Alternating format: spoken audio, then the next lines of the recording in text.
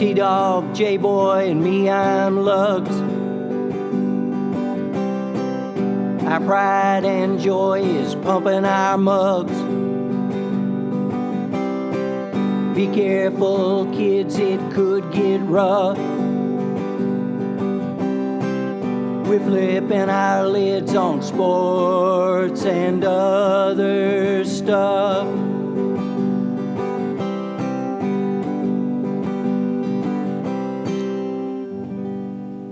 Welcome to Sport Weasel Central. I'm Lugs. I'm J-Boy.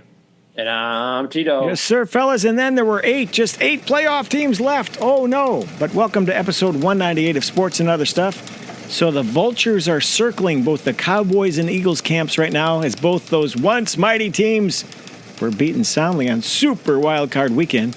But first, I want to talk about this. Fans were weeping openly in the stands of Ford Field as the Detroit Lions won their first playoff game in 32 years. Lugs, you weren't even born then, man. Warm and fuzzies all over. Lugs, no matter who you root for, you gotta like the Lions and that atmosphere. And most of all, they get to host another playoff game this weekend. What happened? Yeah, well, my hats are off to them. Jared Goff did just enough to do what needed to be done. David Montgomery was really key in that victory, I think, as well. But, yeah, good for them. I mean, they've been you've got a couple of long-suffering teams. You know, the Texans, and now the Lions. That was pretty good. I just wanted to go closed circuit for a moment, though. Closed circuit to Roger Goodell. Yeah. Cut the crap. Dome all NFL stadiums. We don't need this macho nonsense. You've got the top players in this sport in the world playing, and they're just trying to survive a 17 below temperature. That's nonsense. So I'm off my soapbox. What do you think, dog? What'd you like about the weekend? I think my favorite moment was, just the Lions, as my brother has been a long-suffering Lions fan. Really? Yeah. It's that's my favorite moment is the Lions winning. And storyline-wise, it was the most compelling because Matthew Stafford, one of their favorite sons, who I think most fans were happy he won a title, but for him to get some boos and for Goff, who was essentially traded away, essentially gave away an extra first-round pick for the Lions to take him. He was a throw-in on that deal, basically. Essentially because they were trying to get rid of the money, too, more so. And obviously they're trading for a quarterback, so some of the problem was Goff to their feelings. And for, him to have played well in that game and, for him to throw that big completion to Amon-Ra St. Brown, and I just like how a lot of the key figures this year for the Lions, they all contributed significantly. Obviously, Goff played well. Like Lug said, Dave Montgomery with the rushing touchdown. I know his yardage wasn't overwhelming, but just the presence of that running attack. Amon-Ra, being the star that he has become, being a later round draft pick. And it's funny because, again, they parallel each other, Puka Nacua and him. These are guys that were not projected to be stars, and Amon-Ra is clearly now into that now, being named to he was an All-Pro. He was named All-Pro, guys.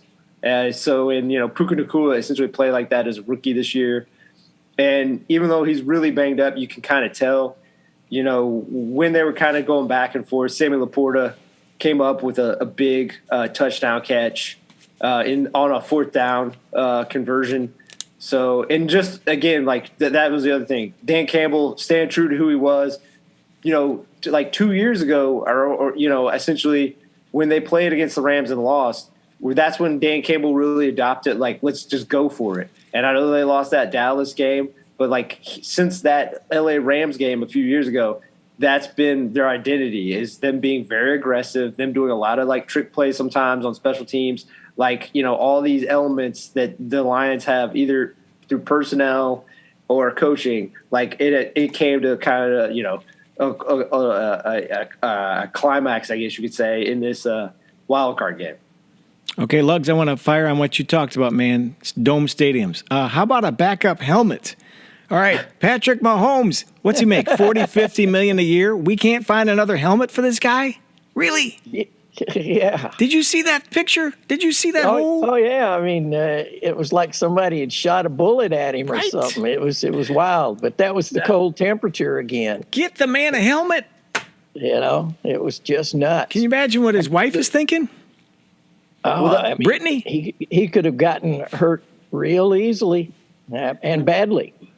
Well, the other funny thing about it too is his backup helmet. He said, he didn't know where they kept it, but he said it was extremely cold. So like here he has this cracked helmet. He's like, all right, I got my backup, and he puts it on, and he's like, it's like this thing just put like in an ice bucket. It's just like what's going on here. That'll change some things right there. That'll change.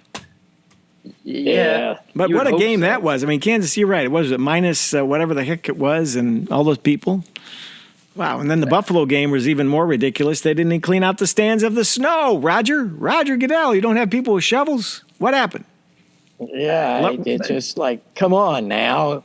This is the premier sporting event of the world, pretty much, as far as U.S. is concerned. Soccer probably pulls more viewers, whatever, worldwide. But, it's a multi-billion-dollar corporation. One of the world's largest corporations, right? And one of the most popular of all time, certainly. And we got no snow shovels and no backup helmets. Okay, I'm done. What'd you think? I thought in terms of the KC Miami Dolphins game, I know we did our predictions. Like 2 days afterwards, when I looked at the weather, I was just like, I mean, again, that's what I said, and I stuck with it. But like, man, I felt dumb as hell to bet against Kansas City, like in that cold weather. And the Dolphins did what most people predicted. I mean, obviously I did, but like, just they got in the cold, and it was kind of weird to me that they waited so long to get to KC in that cold weather. Be fair to Pittsburgh. One, Pittsburgh's used to the cold weather, and also they could only essentially get to that game, right before the game, essentially, because of how bad the weather was. Like, that was not the case with the Dolphins. The Dolphins decided to stay in the warm weather, and they played like a team that had no experience playing in the cold weather. So, plus, you got a starting quarterback who's from Hawaii, Tua Tagovailoa. And speaking of Tua, look, I think he's a good quarterback, and this is the thing that's hard in the NFL, because we could talk about other quarterbacks like this. Tua is a good quarterback, but you look at what Patrick Mahomes did, and I know he didn't have one of his better games, but just the way that Patrick Mahomes played in that game, like, they're completely in different realms of playing. And the unfortunate thing is, Tua is like in year three, completing year three. He is what he is at this point, or I guess year four. He is what he is. And, Patrick Mahomes plays like what he is. He's one of the top three quarterbacks in the league. And as good as Tua is, as well as Mike McDaniels can scheme up things around him, there's always going to be that big rift between those two. Then you factor in, how injured the Dolphins were on defense, and as good as Patrick Mahomes can still play this year, mainly that defense of the Chiefs has been one of the big constants throughout the year. They suffocated Tyreek Hill for the most part, Waddle, the running game for the most part for the Miami Dolphins. It never got, it never started really, and Pacheco. Like, his numbers aren't overwhelming, but again, kind of like, he just kept kind of hitting the hammer. And Harrison Butker, just like at the end of the season, he's been their offensive MVP, just kicking 4 field goals or 5 field goals a game. So, yeah, the Chiefs are going to be tough, but I still worry. Again, outside the Ravens, everyone's deeply flawed on the AFC, just like in the NFC, except for the 49ers, I think everyone's kind of still flawed, I think. So, guys. Well, I got to say, yeah, that, go ahead. Go ahead. It was a pleasure. And I will eat crow on this because I gave Jordan Love absolutely no love whatsoever. Yeah. I didn't think he would have first 4 or 5 games, maybe even 6 games. But around Thanksgiving, he seemed to start coming into his own in that Thanksgiving Day game. And they shellacked them. I mean, that score has nothing to do with that game, really. But good for them. I think with all those kids on that team, 1- and 2-year players, they're going to dominate the NFC North for at least 4 years before all the contracts have to be negotiated. But that was mightily impressive. And Dog and I have talked about this. I said basically, Dan Quinn, he ain't putting that game on his resume because Jordan Love never had to make a killer in the basket throw. Those receivers were open, Jack, and they caught all those passes. Well, it was sad to watch. I saw you guys talking in the green room, so I knew you were talking about Dan Quinn. And he also is not going to get a head coaching job. I mean, no way after that game. There's no way. No.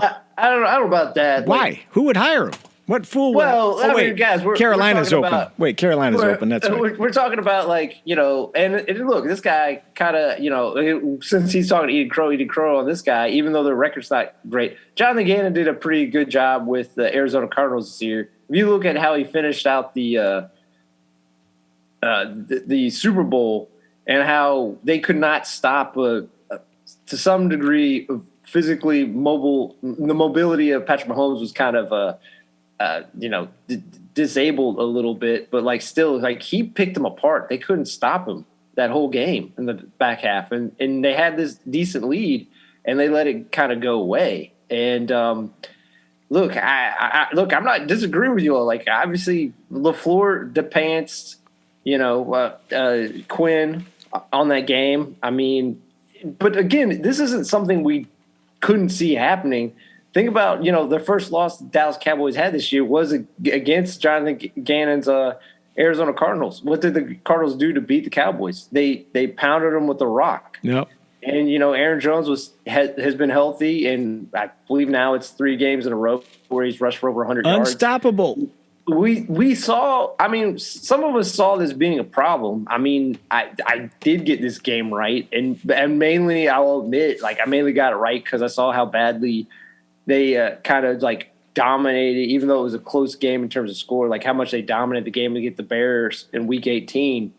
And I just think, I know this is crazy to say, at least defensively, I think at the back month of the season, I think the Bears were playing better than Dallas's defense. So are the Packers for real? And do you believe in them? And you think this is a really, really good team? I'll keep this quick and then I'll let Lugs jump in.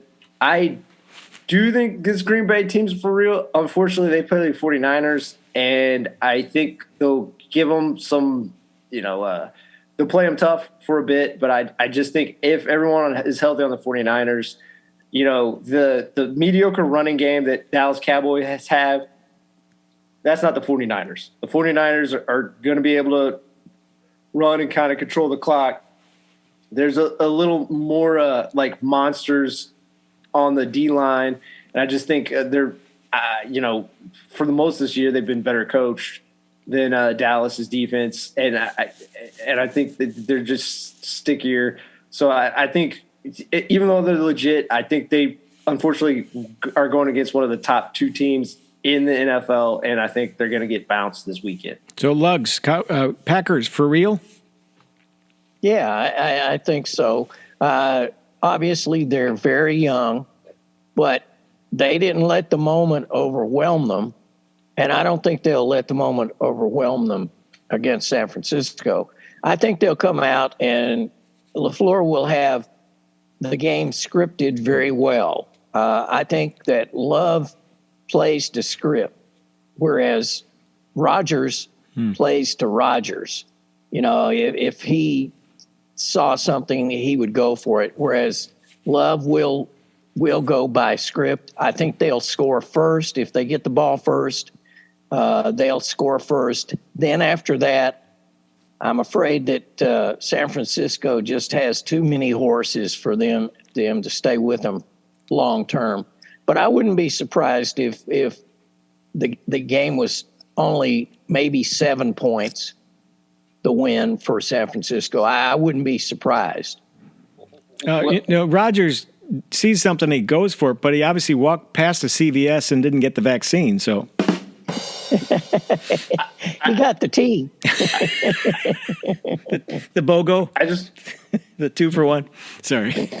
I just want to give credit too for a person who was under fire, for a guy who still feels like if they maybe like slip on a banana peel hard in this game, he still is maybe out. But talk about responding to criticism. Joe Barry's defense in these last 3 games against the Minnesota Vikings, the Bears, and Dallas Cowboys have really showed up. And, again, I know the Bears offense wasn't overwhelming this year, but coming off of that Atlanta game, game against Atlanta, they essentially just put them in neutral.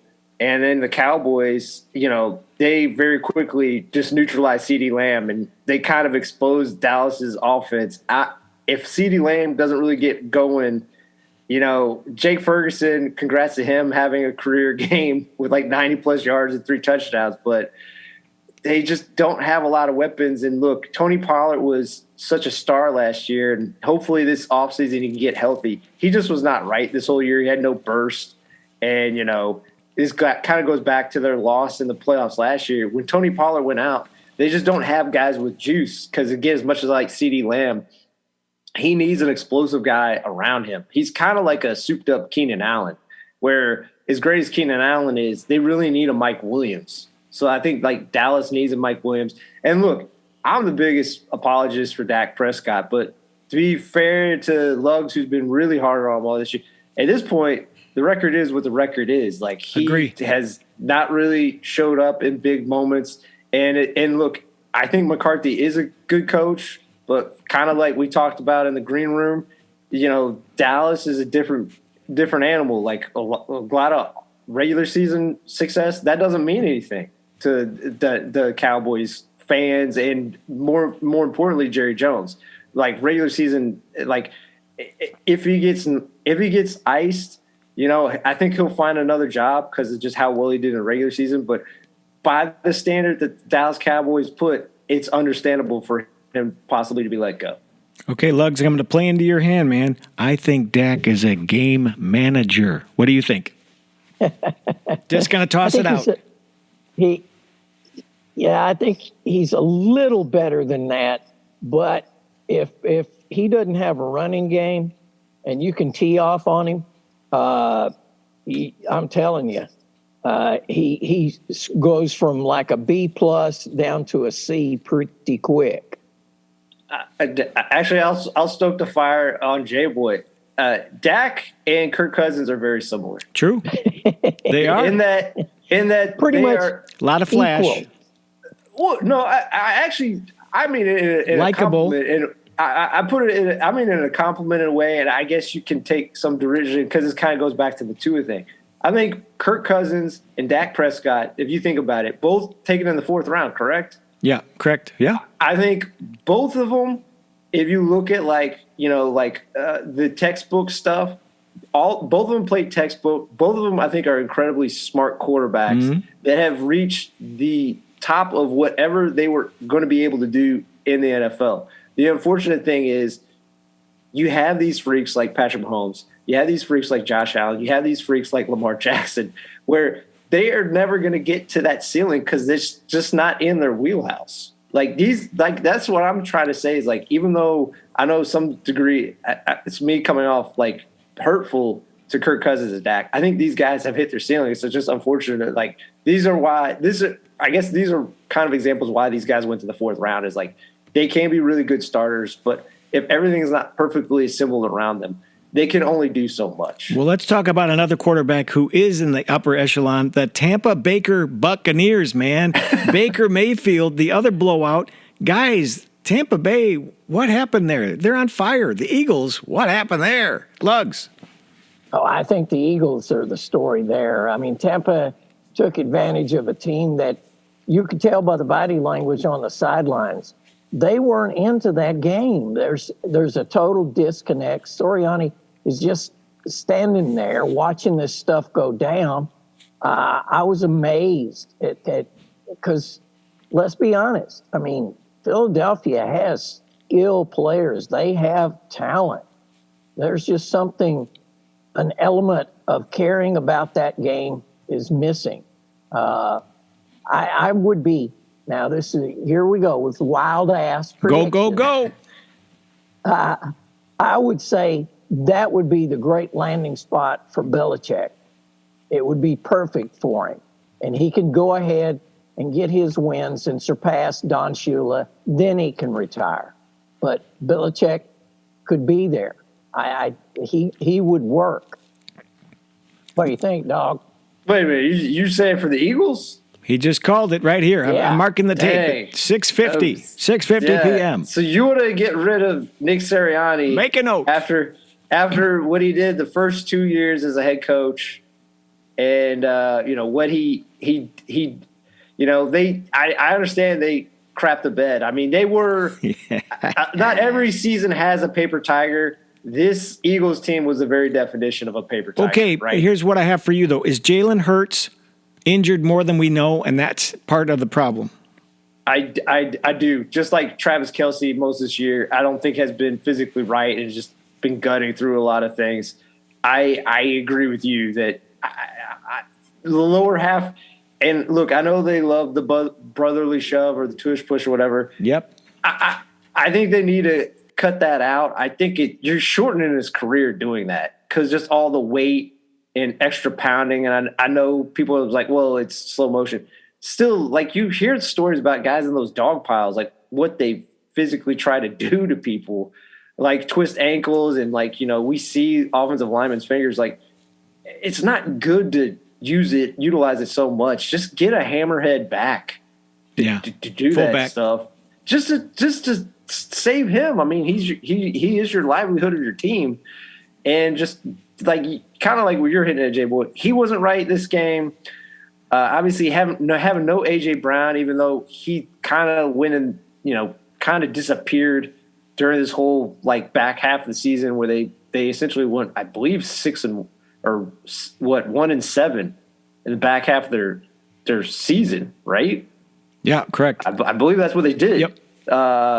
So he disappeared, and the defense was a mess all year, and I can understand letting Sean Desai go, but to hire Matt Patricia, I know who's regularly kind of a punching bag, and look, I understand. I'm not putting fault on him for failing as an OC, but this is a guy who's been in the league to be a DC, and this even goes back to the New England Patriots. He was kind of overrated as a DC with New England, and shockingly, he didn't fix it. And again, I'm not even going to kill him a whole lot because their personnel past that, past their D line, it's not a team that's going to compete for a Super Bowl. So that was unrealistic to think.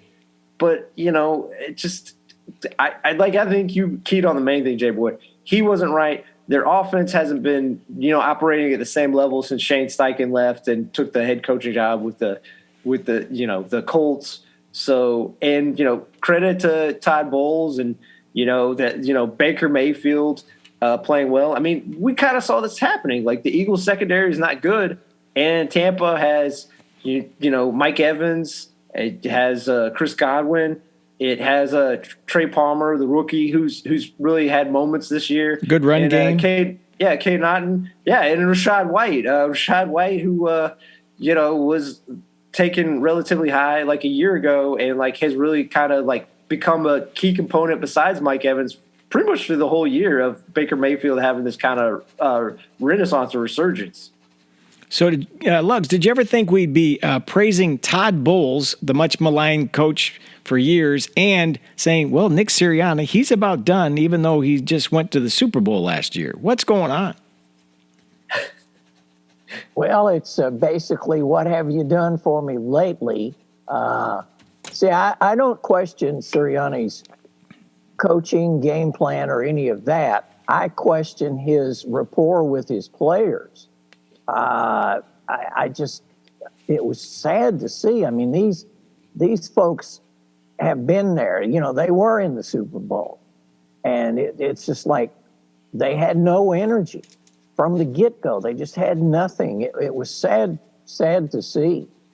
But hey, I was happy to see the Texans, even though I was pulling for my boy Yes, Joe sir. Flacco. Yeah, the coming Flacco. off the sofa.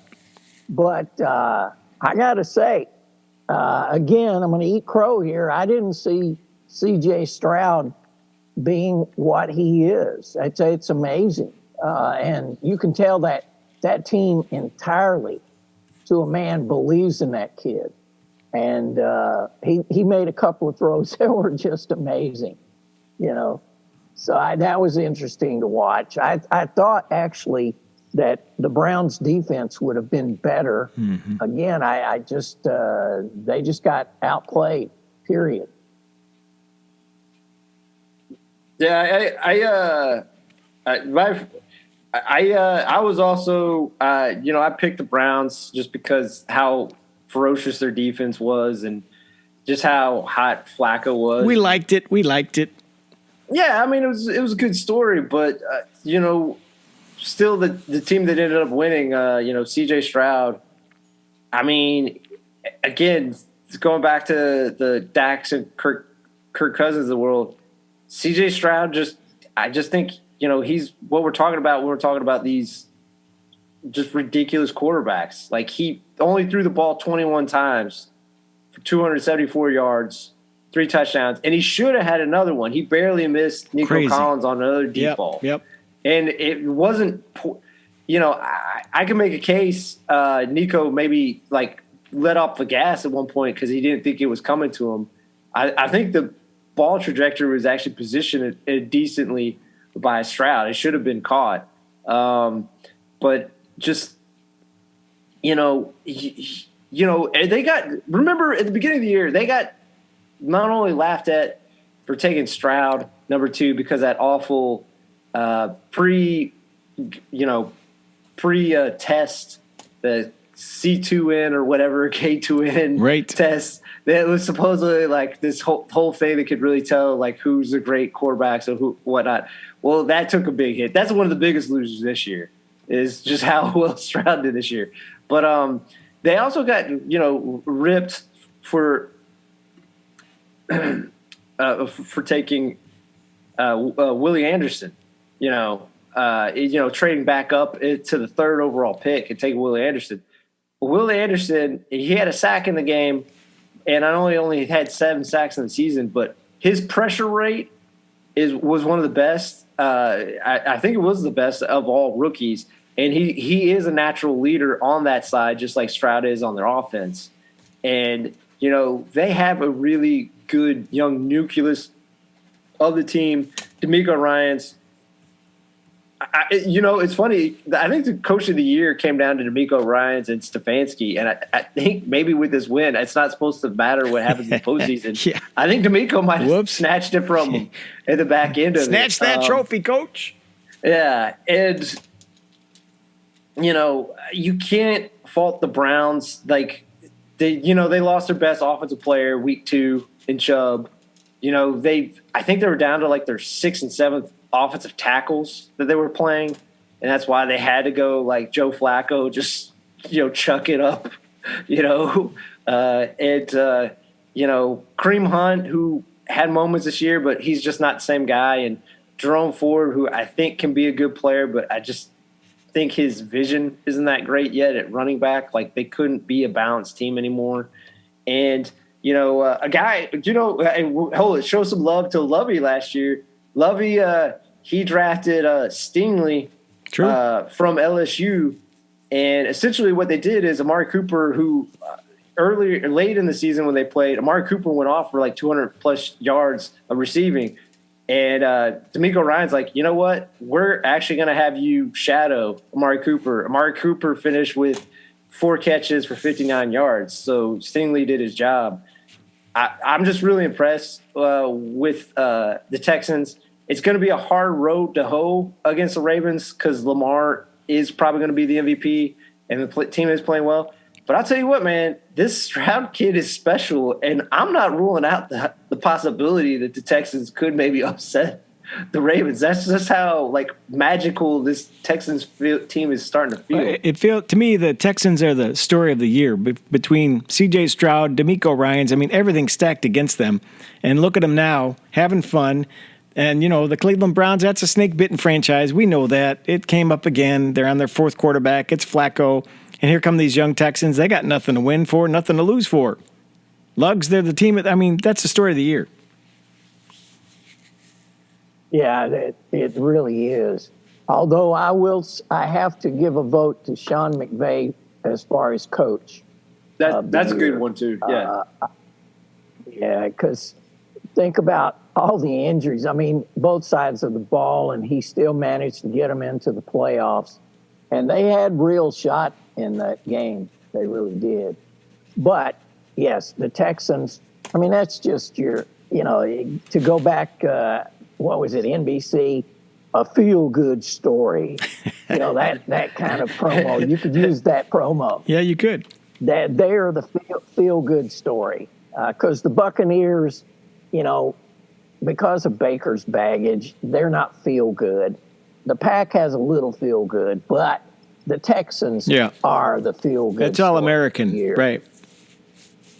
Okay. Yeah, it's just kids that gathered in the Sandlot and came up with a team, and they're doing it. So it'll be fun to watch. I'll hold off on saying who I think will win until we get down to our predictions. All right. Well, let's talk about the game we haven't talked about. Josh Allen and the Bills. Josh is on fire. He's playing his best football. And in the Snow Bowl, the Cold Bowl, the We Ain't Got No Shovel Bowl, Buffalo Bills smoked the Steelers. What do you think? Yeah, well, I mean, seriously, I have respect for Mason Rudolph. He's a very handsome man. Handsome young lad, isn't he? He is just that. He's a handsome man. Good-looking young man. But he ain't going to compete ever for any wins. I mean, seriously. Come on, give him a break. I don't think Pittsburgh would ever get rid of Tomlin, but it may be time. Really? They need somebody with some offensive sensibility. So he's only 51 years old, by the way. Tomlin is only 51. We think he's older than he's not. And even they're not going to get rid of him. And let's just say that right off the top. But even if there was an inkling that he was going, there are teams that would grab him up instantly. He's not going to be without a coaching job. I agree. I mean, he's always had a winning season, right? Oh, when he shouldn't have, probably. The past 2 years, even the last year with our big old Ben boy, he still managed to win when Roethlisberger couldn't throw the ball. It was kind of like watching Peyton Manning's last year, where his arm would go forward, but the ball would only go about 2 feet. Yeah, that was not good, was it? Yeah, that was sad to watch. So anyway. I guess to kind of to break it up in sections, I'll go back to the game and I'll get to how I feel about the Tomlin thing. It started off that Steelers shouldn't have gotten there as a 7 seed because just right, like you said, Josh Allen started out hot. They were up 21-0 very quickly. By two great passes, one to Knox, one to Kincaid, and then again. This is a problem with the good quarterbacks versus these freaky quarterbacks. Josh Allen rushes on I believe it was a 3rd and long, and then he just keeps on running. It looked like he was just going to get the first down and then bust off another 42 yards for like a 52-yard touchdown. Yep. And just, again, I don't know what you do defensively against some of these top-tier quarterbacks. They can essentially do anything. It's like playing someone in Madden who's playing at rookie level, and you're playing at all pro. It's just not right.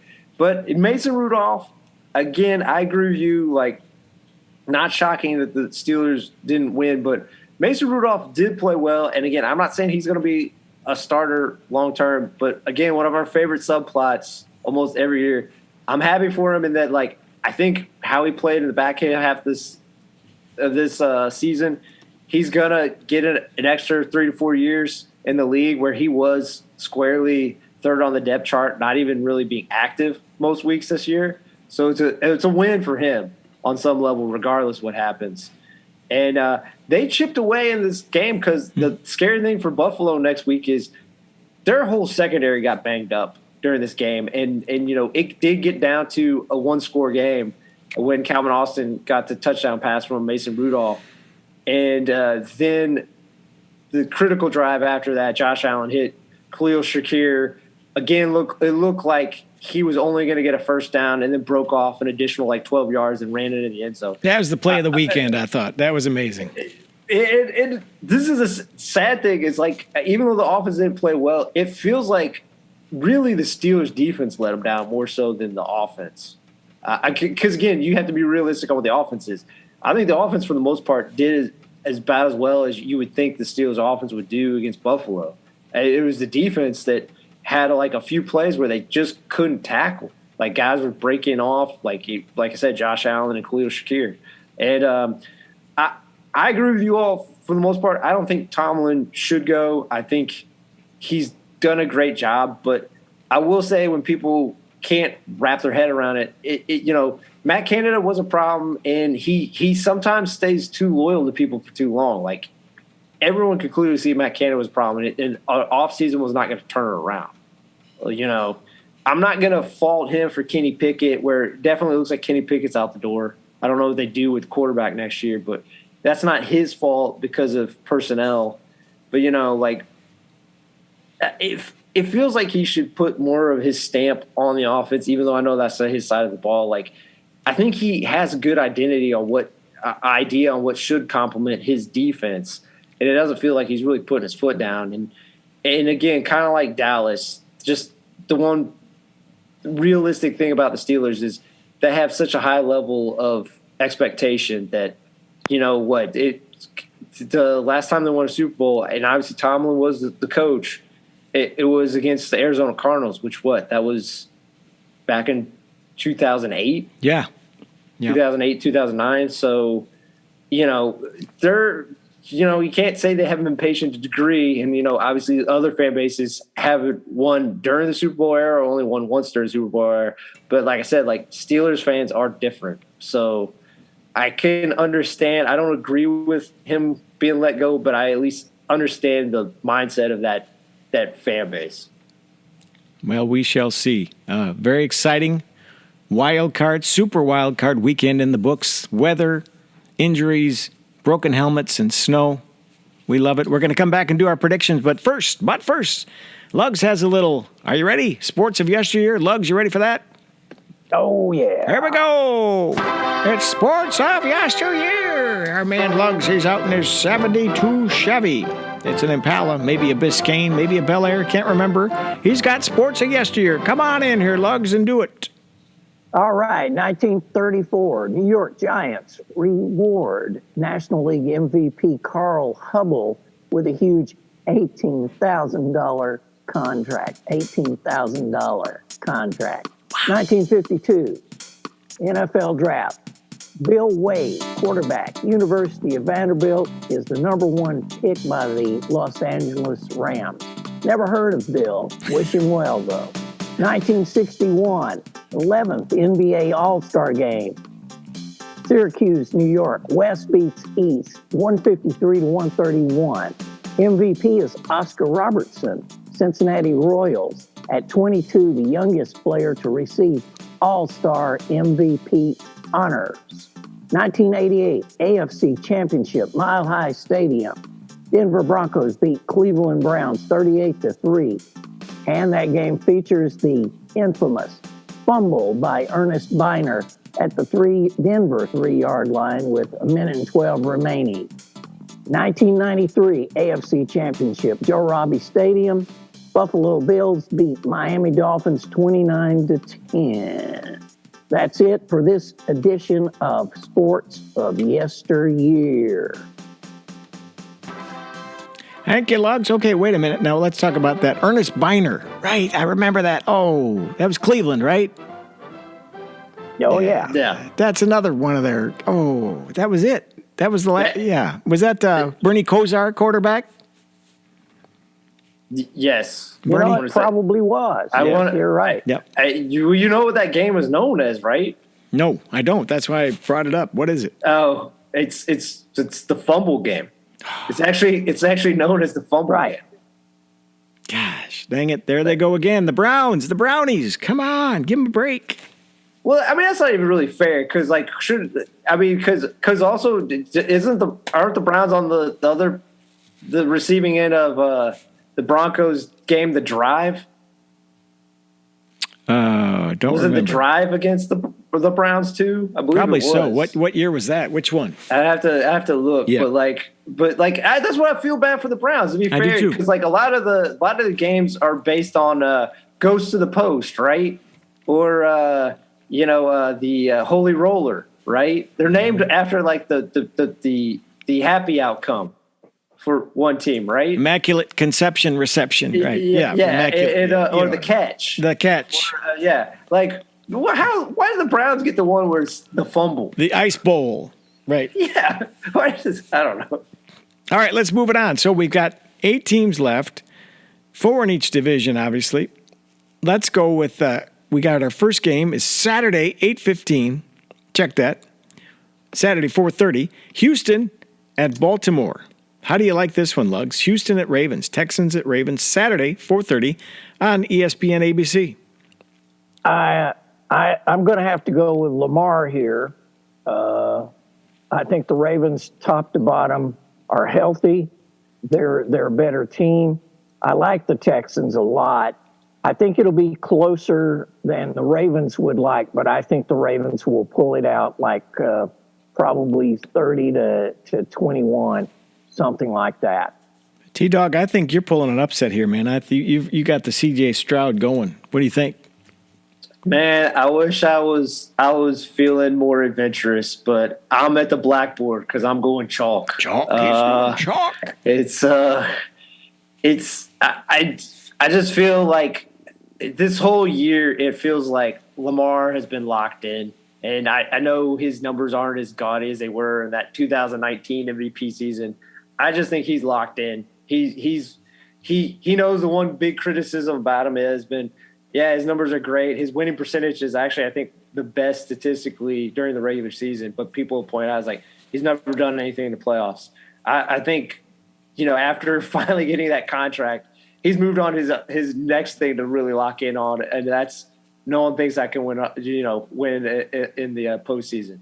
So that's why I think the team is also rallying around that too, and I just think it's Baltimore. As much as I want to go with Houston because of how much Stroud has been so fun to watch, and just Houston is the feel-good story. I agree with you on this. I think, we can talk about Dak Prescott and we can talk about Lamar Jackson, and both probably came into the league with similar sets of skills. And Lamar just has this enthusiasm and confidence that he built himself, I think, thinking about his background and everything. And I think he's on fire. He's got this to prove, and I believe you're right. Baltimore will beat Houston, and I don't think it's going to be close. I think it's at least 10 points. So we'll see. That's your Saturday first kickoff game, 4:30 on ABC ESPN. Second game. This is one we're all waiting for. Green Bay at San Francisco, 8:15, Saturday on Fox. What do you like about this, Lugs? Man, where's this going? I think this is going to be a great game. But in the end, San Francisco, again, just has too much firepower on offense. They got a great defense. I'm a little concerned about their linebackers because of health issues. I mean, they've got great linebackers. But anyway, I'm going to go with the 49ers, but I do think the Pack will – they will show up. It will be scarier than the 49ers want it to be again. I think this one's going to be close. I think it'll be close. T-Dog, you going chalk on this when you go out? You got the chalkboard, dry erase board, smart board. What are you doing? You know what? Green Bay last week, a lot of people didn't believe in them. but they walk the walk. But I got to go chalk. San Francisco, like we've talked about for the last 2 years, if they're healthy on offense, which I believe they are across the board, their skill position is, I think, the best I've ever seen at any team. I mean, Ayuk, Debo are all pro-level wide receivers. Kittle is probably the best overall, all-around tight end in the game. Christian McCaffrey is definitely the star at running back who can be a high-level wide receiver as well if they want him to. Trent Williams is possibly the best player on offense. And, Brock Purdy is maybe quote-unquote a system quarterback. But like I say, try to be as complimentary as possible with system quarterback. He's hitting the absolute ceiling of that system. And I just feel, they're locked into because of how their season ended last year with Brock getting injured and not really having an opportunity to really compete in the NFC Championship game. I think kind of like Baltimore, they're the reason why these two teams were the number one seeds. I think they had missions before the year, and I think they've stayed locked in, kind of like Michigan in college. I think these teams are just kind of locked in, and they only have sights on winning the Super Bowl. I agree with you on this, and chalk all the way. Kyle Shanahan will have this dialed in. He's been there, done that, and now he's due for that. I think you got Christian, Debo, Kittle, and the man, in my opinion, if Mr. Irrelevant becomes relevant, Brock Purdy, I think he's going to put together a heck of a game, and I think the bubble will burst for your Green Bay Packers, and they've had a nice run, but that thanks for your time this time. Till next time, we'll see you guys down the road, but I think it's for sure San Francisco, and I don't think it'll be maybe a touchdown. I don't know, something like that, 7 or 8, maybe 10 points. We'll see. All right, on Sunday we move to, we got 2 more games on Sunday. This is like a magical time of year. Sunday at 3 o'clock on NBC. I guess Mike Tirico, Chris Collinsworth, Tampa Bay, the Tampa Baker Buccaneers at the Detroit Lions. Is the Lions' magic going to continue? Lugs. I'm going to say no. Whoa! I'm thinking that the Lions secondary is not going to be able to stop Evans, Godwin. It comes to a close, I just think. And the Bucs are better on defense than what I suspect the Lions are thinking at this point. So I'm going to go. I know it's crazy because I've lambasted Baker for years, all these many years. But I'm going to go with the Bucs on this one. Whoa! All right, he goes off script. T-Dog. I'm going chalk again. Also, I'm just going with my heart too. I just want this again feel good story in the NFC, the Detroit Lions. I wanted to keep going, and yes, the secondary of Detroit has been had a little bit, but if you kind of like look at what they did to the Rams, I mean, I know Stafford threw for 360 yards and like 2 touchdowns. They came up clutch a lot in the red zone where they had to settle for field goals. And, Stafford is on a much higher level than Baker. Again, I'm not trying to kill Baker. He's played amazing this year, and he definitely deserves a new contract with Tampa. But, he's never really operated on the level of Stafford. And I just think, getting Chauncey Gardner back in their secondary – he adds an attitude to them, and I just think that offensive line for Tampa, Aiden Hutchinson, is going to get home. If he got home twice against Stafford, he's going to get home at least 1.5 sacks on Baker Mayfield. Yeah. And I don't know how many pressures. And as bad or as gettable as the Detroit secondary is, Tampa's has been got all year. So Amon-Ra is going to feast. Maybe they finally get Jameson Williams going, in this game with Detroit. And, Reynolds feels like he's still on a mission, from being let go unceremoniously like Goff from the Rams. So I just want to go with Detroit. I'm with you 100%, man. Barry Sanders, Calvin Johnson, Megatron in the building. I think they're a fantastic team. I want to see them win. for the good old days. And let's give Detroit something to cheer about, more than just one stinking playoff victory in the last 30-something years. Let's give him a second one, and let's just see how far this train can run. I think Baker has the it factor. He's kind of just a squirrely guy with a lot of enthusiasm, and it shows a lot. And I think that's how he wins. I don't think he's got that much physical talent sometimes. He just has that it. But I think that it will run out this weekend, and it'll be Detroit's game. All right, so we've got one more game. It's the nightcap on Sunday, and a lot of people are looking forward to this because for the first time in history, Patrick Mahomes is playing on the road in a playoff game. He's never done that since he entered the league in 2017, a playoff road game. Kansas City at Buffalo, 6:30 CBS. Hello, friends. What do you like about this, Lugs? It'll be Jim Nance and Tony Romo, who wears you thin, doesn't he? Yeah, I like Romo a lot. I don't like him at all. I like him because he corners Nance. Nance does not want to get beyond vanilla. But can we get Tony to the Walmart and just go buy a razor? Can we just kind of get cleaned up for the show? Come on. That's his style. All right. Well, sorry to interrupt. Go ahead.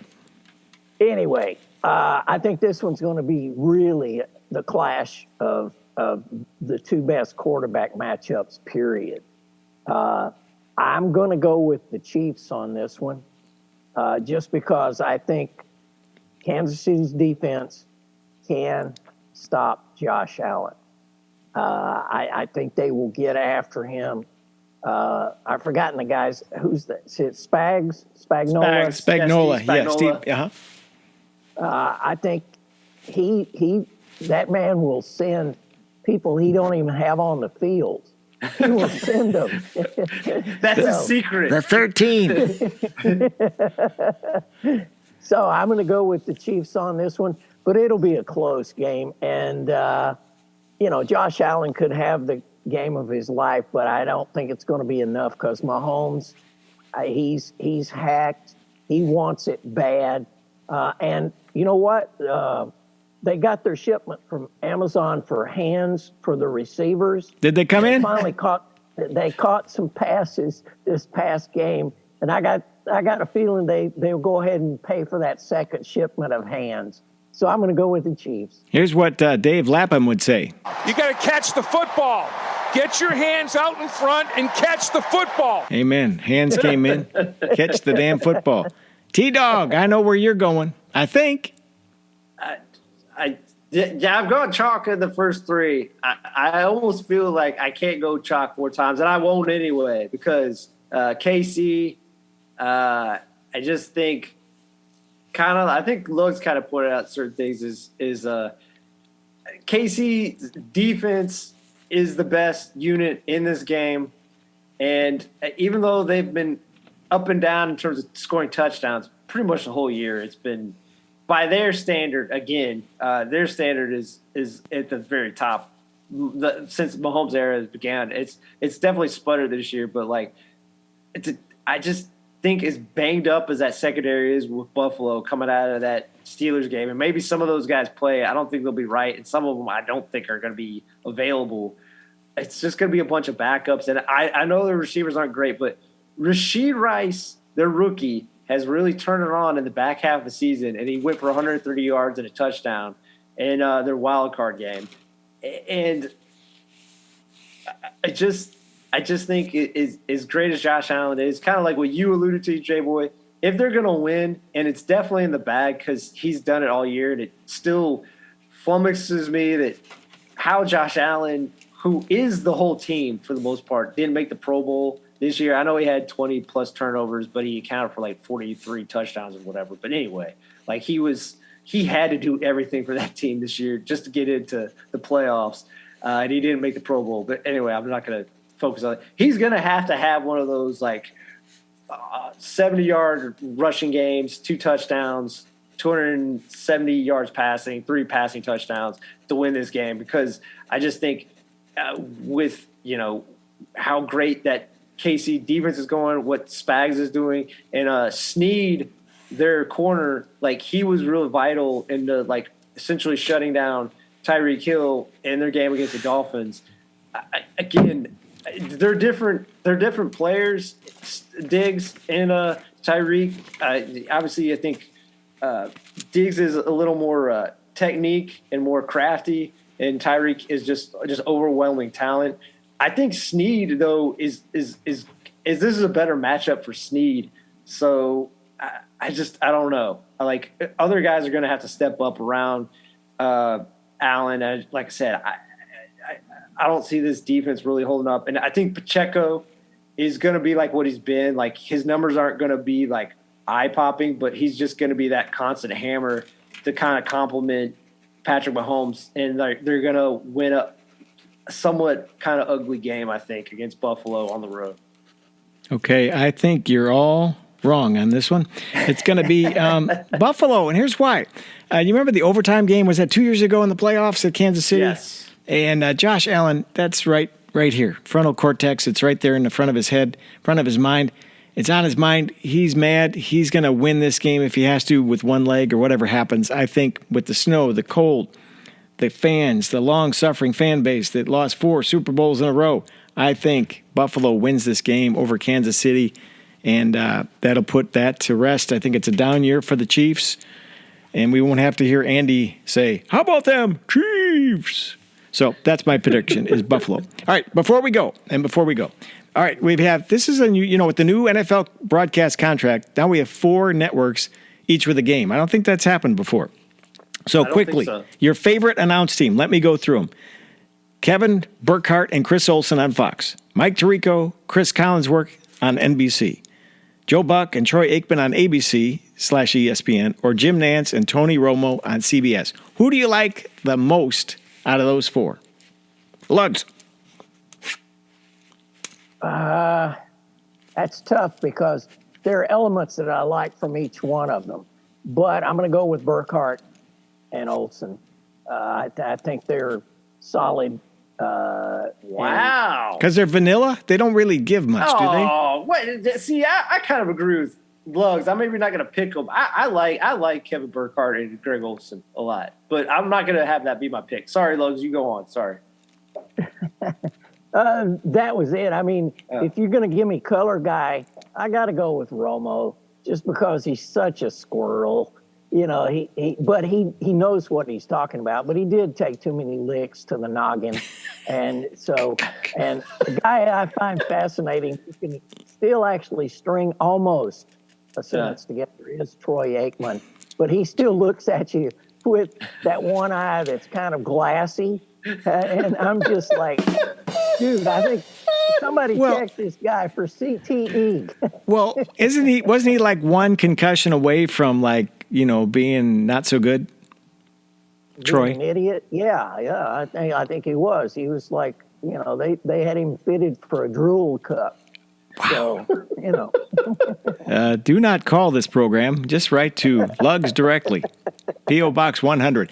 T-Dog, who do you like? What's your, top of mind? Well, again, I'll say as a disclaimer is kind of a cheat. I actually like all 4 of these, but if I had to pick one, I will pick one. I think it's mainly because I think Tirico is the best play-by-play guy of the top, because these are all the A's for all these networks. Yep. I think Tirico is the best play-by-play guy right now, period, for me. I think he understands all the intricacies of the rules, which with the NFL, it is a problem, but he knows them all. And even though maybe Collinsworth isn't my favorite color commentary, even unintentionally, he's funny to me because he makes all these weird sounds when he's gushing over people. It's like, I can't believe, it's like, I can't believe Patrick Mahomes was able to fit that. Oh my God. And he's always makes these sounds like he's eating the best, slice of pizza for the first time. It's I'm going to completely agree with you. Mike Tirico and Chris Collinsworth for me. Plain Jane kind of deal. Tirico lives in Michigan. Chris lives up the road here in Cincinnati. You got to like that. These aren't L.A., New York guys. And I think they're pretty solid. I do like different parts of other ones. Romo talks entirely too much. Watch a CBS game and see how many minutes of actual there's nobody talking. You won't get that very much. Tirico, I thought, did a fantastic job last week with that Detroit game, where he just let that last minute when they won, he didn't talk at all and just let the pictures tell the story. And the director did a heck of a job capturing the moment, showing the guy who had season tickets for 66 years there. I don't know if you saw that, but so I think Tirico and Collinsworth for me. But, you can't go wrong with any of them. They've all been around for a little while. And I think Burkhart really for kind of stepping into the job accidentally, when Buck said, I'm leaving, I think he's done a really good job. And again, I'll say just real quick, I like all the color guys, but for Fox, I know I may be biased for the short term he had with the Bears, but I think Greg Olson's the best color guy of the top 4 right now. I think if you see like big plays like that Luke Musgrave play at the end of the Dallas Cowboys Green Bay, he pointed out right away, this is what they did. They, he faked like he was blocking, and then he leaked out late, and he was just wide open. He's very smart. That's what I'm saying. He's very on top of what guys are doing, and maybe that's not all him. Maybe all of them have helpers off to the side. Maybe it's a combination of him and his helper. But I think he's the one dealing right now at the highest level of the 4. Well, They're plus all good. He's the youngest, and he just got out of the game, and I think he gets the now player better than some of the other color guys. Yeah. All right, so that's it. So we got it figured out. We've got our predictions in. We recapped all the games. Anything else tonight, gentlemen, on sports and other stuff? Well, just an odd factoid I heard today. Alabama, since Saban announced his retirement, has already lost 30 players to the portal. Wow. These are 4- and 5-star players, 30 of them. So DeBoer is coming in. He better be able to go to the portal and find some replacements. That's the only thing that I thought was stood out to me this week about college football. And just as a correction, or just make sure we were correct, the drive was in the 86 AFC Championship game. The fumble was at 87. So back-to-back, back-breaking losses by the Browns to the Broncos. And, 2 games that had nicknames. So there you go. And there we go. That's how it's going to end today on Sports and Other Stuff, brought to you in part by Farrell Mobile Homes. You just crossed that money-saving bridge for big old savings. There's a guy we know. He's right there where all those trees are. His name is Fish. And this week in 1976, the king of schmaltz, Barry Manilow, topped the charts with I Write the Songs. To honor the man who also gave us Copacabana as well as the McDonald's commercial theme, Fish is hosting a 70s American Bandstand party.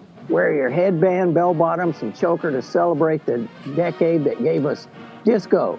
Studio 54, Elton John as well as Ted Bundy and John Wayne Gacy.